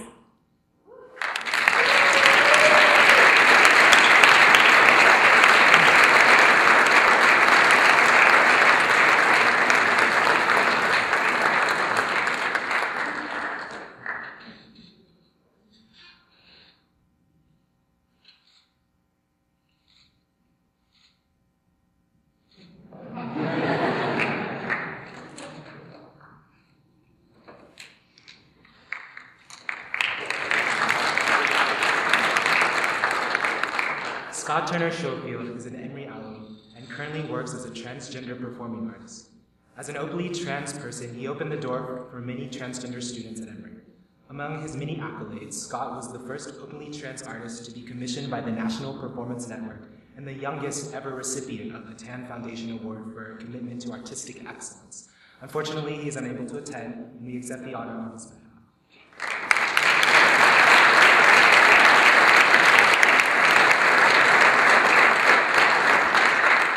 And our final change agents tonight is Sarah Lynn Chestnut and Michael Shutt. Sarah Lynn Chestnut is the founding director of the Office of LGBT Life. She established the Pride Banquet, Safe Space Program, and Speakers Bureau, supported the implementation of a trans-inclusive non-discrimination and equal opportunity policy. Sarah Lynn also conducted research on queer issues and taught classes related to sexuality and gender. Michael is the second director of the Office of LGBT Life. He developed and implemented the office's first strategic plan. He cultivated community relationships, resulting in a $300,000 endowment. Michael worked to create trans-inclusive policies in healthcare, registrar, and housing, and he serves as the co-chair of the Consortium of Higher Education LGBT Resource Professionals.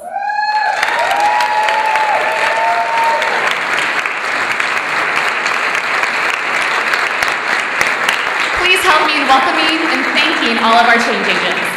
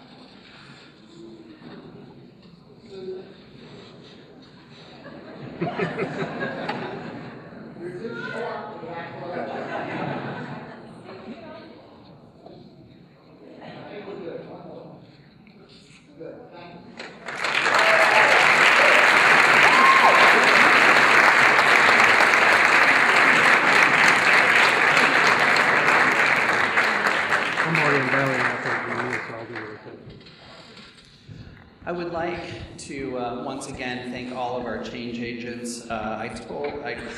When Danielle came back with the awards committee and my name, she handed me my name. I threw it back at her. And I don't know if any of you have argued with Danielle before. she usually wins. So I appreciate that honor. I would like to invite our song to the stage to hear again their beautiful voices, and then we will have 2 short remarks from me, and then we will be done. See, it was the Academy Awards, but it's not like 4 a.m. yet, so I think we're still okay. So please give it up for our song.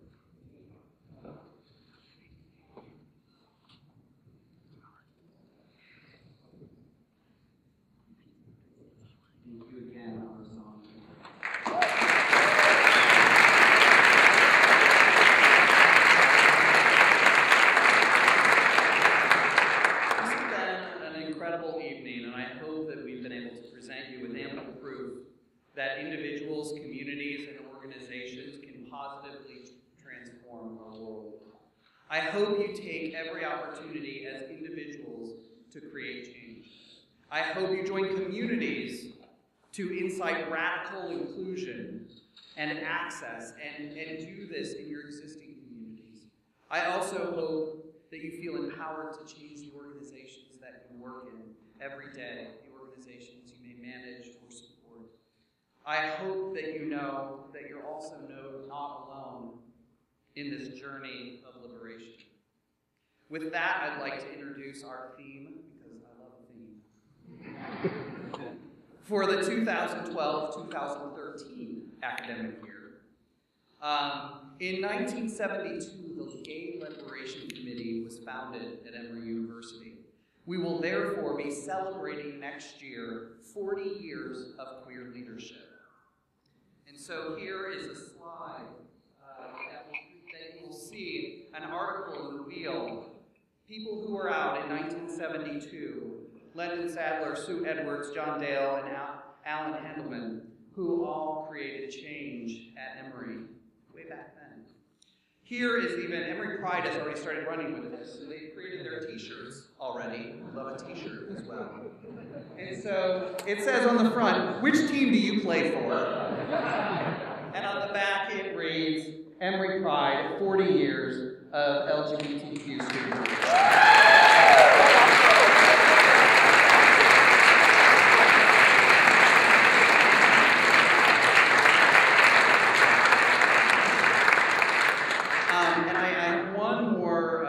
One more quick thing to say, but before I say that, I would like to invite up the real deal Danielle Steele to the stage. She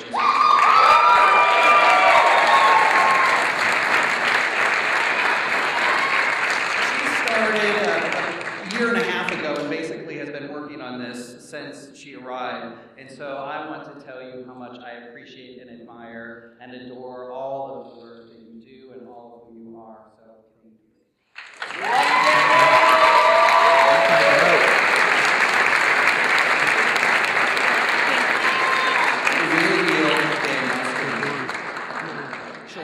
She'll sign books later. And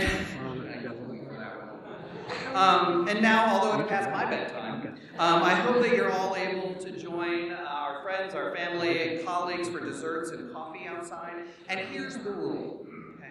There's always a rule. Sometimes we're nervous about going up and talking to people. And we are creating a space here that I want you to know that you can go up and talk to anybody you want to and say, I admire you. I want to learn more about you. I saw you from across the room, or I saw you win an award and I want to learn more. You are now given permission to do that. So if you do start doing this and it feels awkward, you can say, Michael Shutt said I had to do this. So do we all agree? Okay.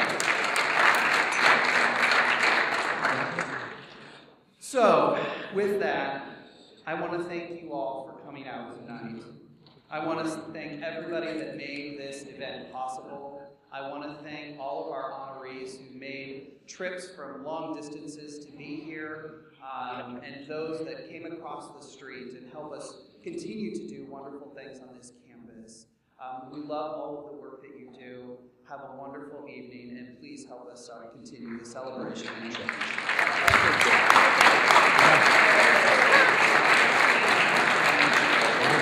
Still rolling. Yeah.